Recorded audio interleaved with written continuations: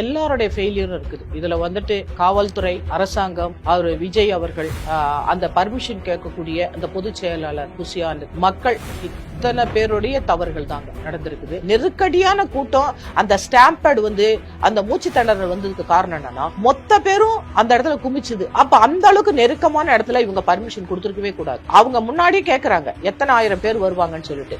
ஆனா அந்த போலீஸ்க்கு, உளவுத்துறைக்கு தெரியாதா? அது டிஎம்கே கவர்மெண்ட் இருக்குது, அந்த மினிஸ்டர் தான் அந்த ஊர்ல இருக்காரு. அப்ப எவ்வளவு மக்கள் வருவாங்க.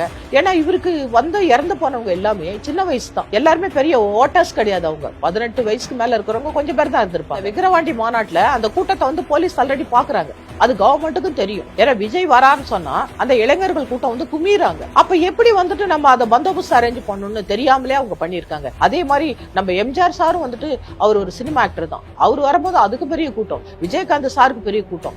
இதையெல்லாம் கண்ட்ரோல் பண்ண போலீஸ் ஏன் விஜய் இதை மட்டும் கண்ட்ரோல் பண்ணல? ஏன் விஜய்க்கு மட்டும் நீங்க இம்பார்ட்டன்ஸ் கொடுக்கல? ஒருவேளை அவர் இப்ப ஆளுங்கட்சியை எதிர்த்து பேசுறாரு, ஆளுங்கட்சிக்கு தான் நான் சவால் விடுறேன், நான் எனக்கு பொலிட்டிக்கல் எதிரி ஆளுங்கட்சி தான் அப்படிங்கும் போது நீங்க ஏன் அசட்டை பண்ணீங்களா? எலக்ட்ரிக் கம்பத்தை பிடிக்காதீங்க, நீங்க எலக்ட்ரிக் ஒயரை பிடிக்காதீங்க, மரத்துல ஏறாதீங்க, இது அனௌன்ஸ் பண்ணிட்டா சின்ன பசங்க அதை கேட்கவே மாட்டாங்க. அந்த மாதிரி அந்த தடல் எல்லாம் மரமும் கிடையாது, அந்த மாதிரி எலக்ட்ரிக் ஒயர் எல்லாம் போறதே கிடையாது. அந்த மாதிரி இடம் தான் நீங்க சிஎம் கொடுத்தீங்க. அது மாதிரி விஜய் சாருக்கு கொடுத்துருக்கலாம்ல, அவர் ஒரு கட்சி தலைவர் தானே. பர்மிஷன் இதுக்கு கொடுக்கலாமா வேண்டாமா, இந்த இடம் சூட்டபிளா இருக்குமா, அப்படி எல்லாம் பார்க்கணும். உளவுத்துறை தான் இதெல்லாம் சொல்லி இருக்கணும். அது போலீஸ் கம்ப்ளீட்டா ஃபெயிலியர். அந்த இடத்துல எதுக்கு ஆம்புலன்ஸ் வருது? ஆம்புலன்ஸ் அவ்வளவு பெரிய கூட்டத்துல எதுக்கு ஆம்புலன்ஸ் வராங்க?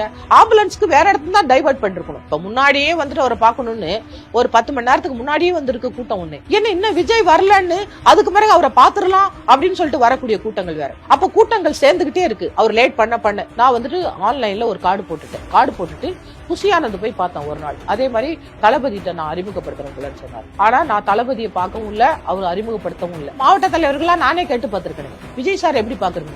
பொதுச் செயலாளர் அனுமதிச்சாதான் விஜய் பார்க்க முடியும் அப்படிங்கிறாங்க. கட்சி தொடங்கி 2ஆம் ஆண்டு நிறைவு விழா, அதுக்கு போனனே அவரு புசியானந்த் பாஸ் கேட்டா கொடுக்கவே இல்லையே.